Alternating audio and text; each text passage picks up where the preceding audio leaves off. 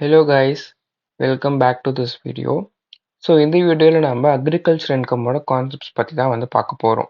Okay, so agriculture income வந்து it is fully exempt under section 10(1).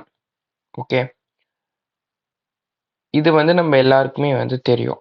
But what is agriculture income? ஒரு income agriculture இன்கமாக ஆகணும் அப்படின்னா அதுக்கு என்னென்ன கண்டிஷன் தேவை அப்படின்னா 2 கண்டிஷன் இருக்குது பேசிக்லி. அந்த அக்ரிகல்ச்சரல் ஆக்டிவிட்டி வந்துட்டு it should have basic condition, அதாவது basic operation and as well as subsequent operation. So basic ஆப்ரேஷன்னா என்னன்னா லேண்டில் ஆர் எனி அதர் திங் ஃபிசிக்கலாக வந்து நாம் ஒரு ஹார்ட் ஒர்க் செய்கிற மாதிரி ஒரு வேலை. For example ploughing the land and sowing the seeds, நாற்று நடுவாங்க இல்லையா, அது இந்த மாதிரி விஷயங்கள் எல்லாமே வந்து பேசிக் ஆப்ரேஷன்ஸில் நாம் கவர் பண்ணலாம். அப்போ சப்சீக்வெண்ட் ஆப்ரேஷன்னா என்னன்னா அந்த மாதிரி ஹார்ட் ஒர்க் வேலையெல்லாம் முடிஞ்சு அதுக்கு அடுத்த ப்ராசஸ் இருக்கு இல்லையா. இப்போ ரைஸ் எடுத்துக்கிட்டிங்கன்னா இந்த நமக்கு வந்து நெல்லாக தான் வந்து விளைச்சல் கொடுக்கும் பேடியா. பட் இந்த பேடிலேயே இந்த ரைஸ் வரணும் அப்படின்னா நாம் வந்து அதுக்கு சில ப்ராசஸிங் பண்ணணும். அதை வந்து நம்ம அந்த ஹஸ்கெல்லாம் ரிமூவ் பண்ணி தனியாக எடுத்துட்டு வெறும் இந்த ஒயிட் ரைஸை மட்டும்தான் நம்ம மார்க்கெட்டில் செல் பண்ணுவோம் இல்லையா. ஸோ அது வந்து சப்சீக்வெண்ட் ஆப்ரேஷனை சொல்லுவோம். இது ஜஸ்ட் ஒரு எக்ஸாம்பிள் சொல்கிறேன். இந்த மாதிரி எல்லாத்துக்குமே சொல்லலாம். ஃபார் எக்ஸாம்பிள் ஃப்ரூட்ஸ் வளர்க்குறோம் அப்படின்னா அந்த ட்ரீயை நட்டு அதுக்கு தண்ணி ஊற்றி அதுக்கு தேவையான ஃபர்டிலைசர் கொடுத்து அதெல்லாமே பண்ணுறது பேசிக் ஆப்ரேஷன். சப்சிக்வெண்ட்னா வெறும் அந்த ஃப்ரூட்டை ப்ளக் பண்ணிவிட்டு ஜஸ்ட் ப்ளக் பண்ணி பேக் பண்ணுறது சப்சிக்வெண்ட் ஆப்ரேஷன் வச்சுக்கலாமே. இந்த மாதிரி பேசிக் ஆப்ரேஷனும் இருக்கணும், சப்சீக்வெண்ட் ஆப்ரேஷனும் இருக்கணும். வெறும் சப்சீக்வெண்ட் ஆப்ரேஷன் மட்டும் இருந்துச்சுன்னா it will not be considered as agriculture activity. For example ஒரு பர்சன் வந்துட்டு வெறும் பேடியை மட்டும் வாங்கி வெறும் நெல்லை மட்டும் வாங்கி அந்த நெல்லையும் அரிசியையும் பிரித்து அரிசி மட்டும் கடையில் விற்றாங்க அப்படின்னா தென் தட் இன்கம், அந்த பிஸ்னஸ்லேருந்து வர்ற இன்கம் வந்து அக்ரிகல்ச்சர் இன்கமாக கன்சிடர் பண்ண மாட்டோம். அந்த பர்சன் வந்து should do both basic operation as well as subsequent operation. அப்போ தான் நம்ம வந்து will consider that as agriculture income and that will be exempt under section 10(1). Okay, so இது வந்து நம்ம பார்த்தோம். நெக்ஸ்ட், இது ஒரு சின்ன பாயிண்ட்டு. மஷ்ரூம்ஸ் வந்து என்றைக்குமே அக்ரிகல்ச்சர் இன்கமாக கன்சிடர் பண்ணப்படாது. மஷ்ரூம் வளர்த்து அதை நீ விற்று நீ என்ன காசு வாங்குறியோ that will not be considered as agriculture income. ஏன் அப்படின்னா மஷ்ரூமில் வந்து there will be no basic operation. இந்த ப்ளவிங் ஆஃப் தி லேண்டு அது மாதிரிலாம் எதுவுமே கிடையாது. மஷ்ரூம் ஜென்ரலாக எப்படி வளர்ப்பாங்க அப்படின்னா பெரிய பெரிய கோணிப்பை மாதிரி இருக்கும். ஸோ அது உள்ள வந்து ஹஸ்க் அதெல்லாம் ஃபில் பண்ணிவிட்டு, இது நம்ம சப்ஜெக்ட்டுக்கு தேவையில்லை, ஜஸ்ட் ஜென்ரல் நாலேஜ்க்காக சொல்கிறேன். ஸோ அதில் அந்த ஸ்போர்ஸ் மாதிரி சீட் கிடையாது, மஷ்ரூம்க்கு ஸ்போர்ஸ் மாதிரி இருக்கும்.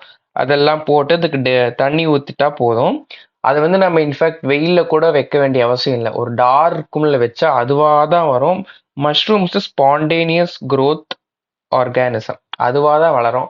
நாம் அதுக்கு பெருசாக இந்த மாதிரி மற்ற கிராப்ஸ் மாதிரி ஆக்டிவிட்டி செய்யணுங்கிறது கிடையாது. ஸோ மஷ்ரூம்ஸ் வந்து it is never considered as agriculture income. Okay, and then அப்போ நர்சரியை வந்து நம்ம அக்ரிகல்ச்சர் இன்கமாக கன்சிடர் பண்ணலாமா அப்படின்னு கேட்டால் ஆக்சுவலாக எஸ். நர்சரியில் வந்து நம்ம ஃபார்மிங் பண்ணுற மாதிரி பெருசாக பேசிக் ஆப்ரேஷன்ஸ் இருக்காது. அங்கே ப்ளவிங் ஆஃப் த லேண்டோ இல்லை இந்த மாதிரி மாடெல்லாம் வச்சு ஆக்டிவிட்டி செய்கிறதோ அந்த மாதிரிலாம் பெருசாக இருக்காது. வெறும் சீட்லிங்ஸை விற்கிறது அந்த மாதிரி தான் இருக்கும். மேக்ஸிமம் சீட்லிங் ஷோ பண்ணுறது அந்த மாதிரி தான் இருக்கும் நர்சரிஸில். பட் நர்சரி உங்களுக்கு இந்த நர்சரிலேருந்து வர்ற income it is still considered as agriculture income provided it is done in India. Okay, அது ரொம்ப important. Nursery from Bangladesh, nursery income from Nepal, இதெல்லாம் கொஷினை கொடுத்துருந்தா we shouldn't consider that as agriculture income. It won't be exempt, it will be taxable. அதாவது they are agriculture income but they are not exempt because it is not from India. Okay, so either இந்த ஆக்டிவிட்டிஸாக இருந்தாலுமே சரி R nursery இருந்தாலும் சரி it has to be in India. The income வந்து Indian agricultural லேண்ட்லேருந்து நீங்கள் செய்யணும், ஒரு இந்தியன் நர்சரிலேருந்து உங்களுக்கு வரணும். அப்போ தான் it is exempt. Okay, so next வந்துட்டு இந்த இன்கம் எல்லாம் வந்து these are not considered as agriculture income. Okay, so அதெல்லாம் என்ன அப்படின்னா இங்க பாருங்க, இந்த dividend which is received from an agricultural company. Okay, so ஒரு அக்ரிகல்ச்சர் கம்பெனி இருக்கு ஏ லிமிடெட் அப்படின்னு சொல்லிட்டு. அந்த கம்பெனியில் வந்து நான் ஒரு ஷேர் ஹோல்டராக இன்வெஸ்ட் பண்ணியிருக்கேன். எனக்கு அதுலேருந்து டிவிடெண்ட் வருது. இது வந்துட்டு எனக்கு அக்ரிகல்ச்சர் இன்கமான்னு கேட்டால் கிடையாது. ஓகே, அந்த அக்ரிகல்ச்சரல் கம்பெனிக்கு அதுக்கு கிடைக்கிற இன்கம் வந்து from the point of view of the company it is exempt. ஏன்னா அது பேசிக் ஆப்ரேஷன் செய்யணும், சப்சிக்வெண்ட் ஆப்ரேஷன் செய்யணும், இட் வில் பி எக்ஸம்ட். ஆனால் ஆஸ் அ ஷேர் ஹோல்டராக எனக்கு வர்றது டிவிடெண்ட் இன்கம் தான். It will be taxable under the head income from other sources. Okay, so நான் வந்து பேசிக் ஆப்ரேஷனோ சப்சிக்வெண்ட் ஆப்ரேஷனோ பண்ணலைங்க. நான் ஜஸ்ட் என்கிட்ட இருக்கிற காசை வந்து ஒரு அக்ரிகல்ச்சரல் கம்பெனியில் இன்வெஸ்ட் பண்ணுறேன். எனக்கு வர்றது வந்து ஒரு இன்வெஸ்ட்மெண்ட் ரிட்டர்ன் ஆன் இன்வெஸ்ட்மெண்ட் தானே தவிர it is not agriculture income. Therefore this will not be considered as agriculture income. Second வந்து commission for an agent who is selling agricultural product. Okay, இப்போ நான் வந்து பேசிக்லி ஒரு ஃபார்மர் கிட்டேருந்து அவர் வளர்க்குற பழம், காய்கறி, தானியங்கள் எல்லாம் நான் எடுத்து ஒரு ஹோல்சேல் மார்க்கெட்டில் விற்கிறேன். அதுக்கு நான் வந்து கமிஷன் வாங்கிக்கிறேன். ஒரு மிடில் மேன் மாதிரி இருந்துட்டு ஹோல்சேலரையும் ஃபார்மரையும் ஒரு லிங்க் பண்ணி விட்டுட்டு I'm just getting the commission அப்படின்னா, அங்கேயும் பார்த்தீங்கன்னா உங்களுக்கு சப்சிக்வெண்ட் ஆப்ரேஷன் அண்ட் பேசிக் ஆப்ரேஷன்லாம் வந்து கிடையாது. ஓகே, பேசிக்லி பேசிக் ஆப்ரேஷன் கிடையாது, அதுதான் நமக்கு இம்பார்ட்டண்ட். ஸோ பேசிக் ஆப்ரேஷன் இல்லாததுனால even my commission income which I receive by selling an agricultural product, it won't be considered as agriculture income. Okay, next வந்துட்டு salary point. சேலரியும் same concept தான். இப்போ salary employer வந்து எம்ப்ளாயிக்கு தராங்க. But எந்த type of employer அப்படின்னா, I mean that employer is a agricultural company. Okay, so whatever profits the agricultural company is earning, that is fully exempt. ஆனால் அந்த ப்ராஃபிட்லேருந்து தான் எனக்கு எம்ப்ளாயருமே சேலரி தராங்க. But still I cannot consider this as exempt income. I will tax it. ஏன்னா from the point of view of employee, it is just the employer-employee relationship. Okay, அதனால எம்ப்ளாயிக்கு receive ஆகிற income வந்துட்டு it is 100% taxable. அது agriculture இன்கம்லாம் வந்து நம்ம consider பண்ண மாட்டோம். Okay, இதில் ஒரே ஒரு எக்ஸம்ஷன் என்ன அப்படின்னா, இது மட்டும் தான் ஒரு சின்ன எக்ஸப்ஷன். ஒரு பார்ட்னர்ஷிப் ஃபேமோ ஒரு எல்எல்பியோ இருக்குதுன்னு வச்சுக்கோங்க. பேசிக்லி அது வந்து அக்ரிகல்ச்சரல் பிஸ்னஸில் இருக்குது அப்படின்னா அதோட ப்ராஃபிட்ஸ் வந்து it will be exempt. Agreed. இப்போ அந்த பார்ட்னர்ஷிப் ஃபர்மோ ஆர் அந்த எல்எல்பியோ it is giving interest and salary to the partner. So partner is withdrawing the interest amount and salary amount. ஆனாலுமே பார்ட்னருக்கு இட் இஸ் ஸ்டில் எக்ஸம்ட். அது it will be considered as agriculture income. அவங்களுக்கு தனியாக வந்து tax ஆகாது. Partnership ஃபர்முக்கு எல்எல்பிக்கு மட்டும்தான் அந்த exception. So dividend, commission, salary, employer relationship இருக்கிற டைப் இது எல்லாத்தையுமே it is not considered as agriculture income for the basic fact that basic operation இல்லைங்கிறதுனால. ஓகே, நெக்ஸ்ட் வந்து நம்ம காம்போசிட் இன்கம் அப்படிங்கிற கான்செப்ட் பற்றி பார்க்கலாம்.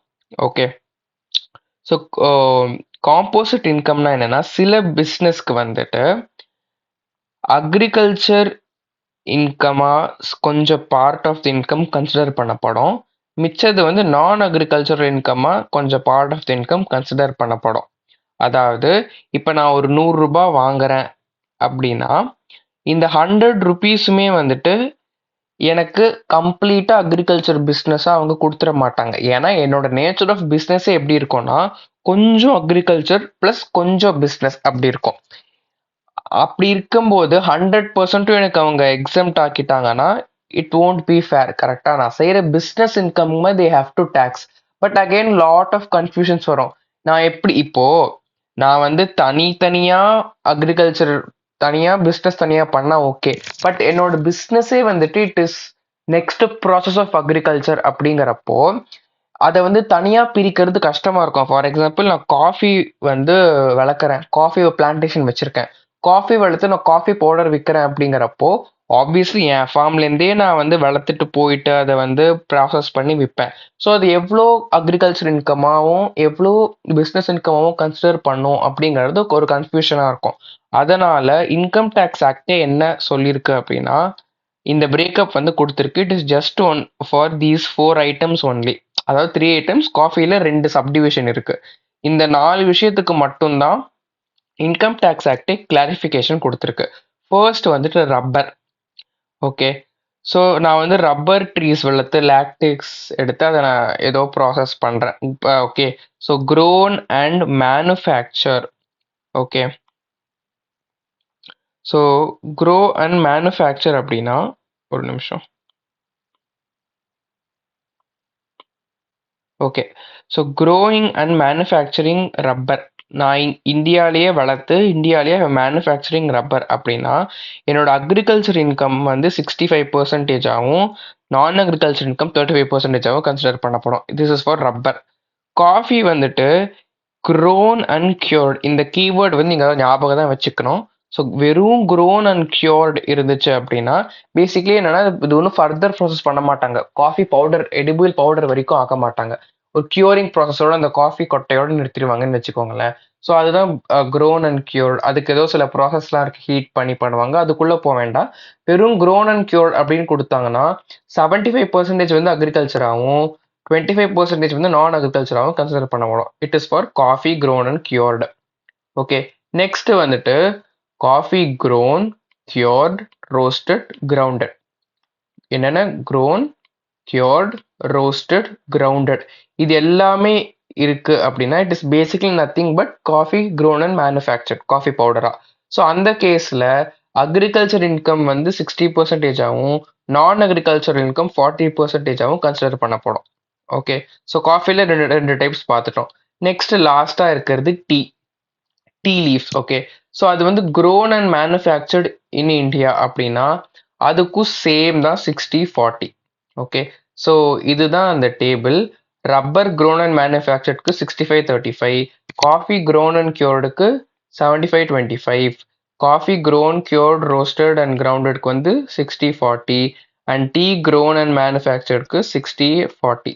ஓகே, இதில் நிறைய பேர் என்ன தப்பு பண்ணுவாங்கன்னா, உங்களுக்கு இந்த நம்பர்ஸ் ஞாபகம் இருக்கும், ரப்பர் 65 காஃபி 75-25, இந்த நம்பர்ஸ் எல்லாம் ஞாபகம் இருக்கும். நம்ம எங்கே தப்பு பண்ணுவோம்னா எது அக்ரிகல்ச்சுரல் பார்ட் எது நான் அக்ரிகல்ச்சுரல் பார்ட், இதில் தான் வந்து நம்ம தப்பு பண்ணுவோம். எப்பயுமே ஞாபகம் வச்சுக்கோங்க, higher number will B agriculture and lower number will B business income, அதாவது நான் அக்ரிகல்ச்சர் இன்கம். ஸோ இதில் பார்த்தீங்கன்னா 65, 75, 60 இது எல்லாமே வந்துட்டு ஹையர். அதே மாதிரி 35, 25, 40ங்கிறது லெஸ்ஸர் கம்பேரிட்டிவ்லி இல்லையா.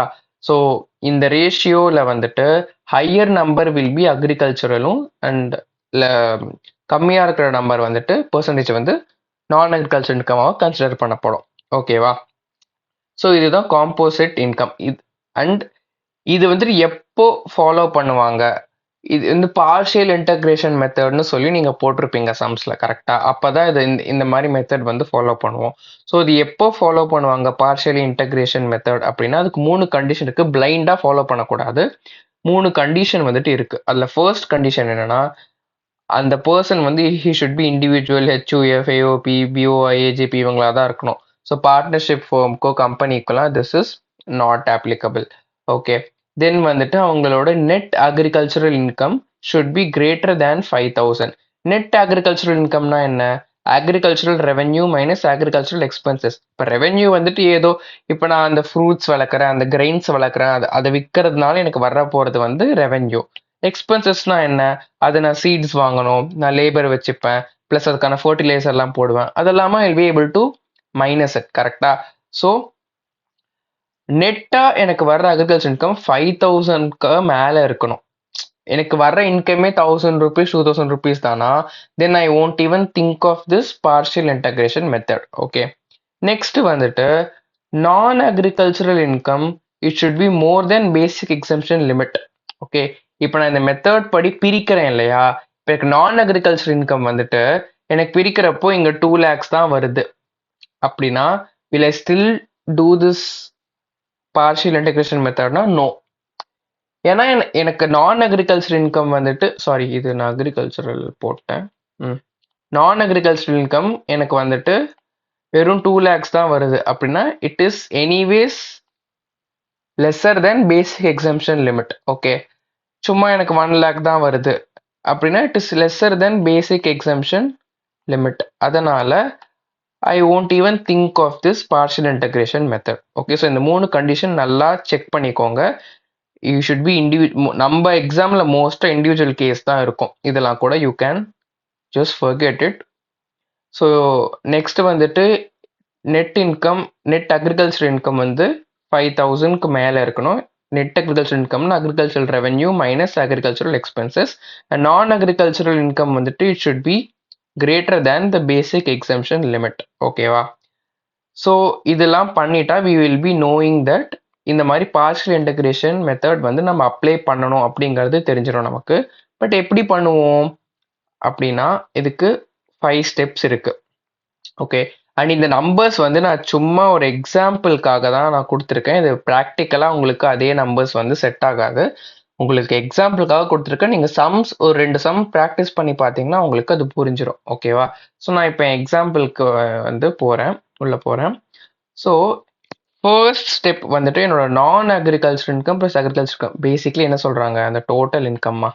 நான் வந்து என்னோட அக்ரிகல்ச்சரல் தனியாக நான் அக்ரிகல்ச்சர் தனியாக பிரித்து வச்சுருக்கேன் இல்லையா, இது ரெண்டுத்தையும் சேர்த்து எவ்வளோ வருதுன்னு பார்க்கணும்.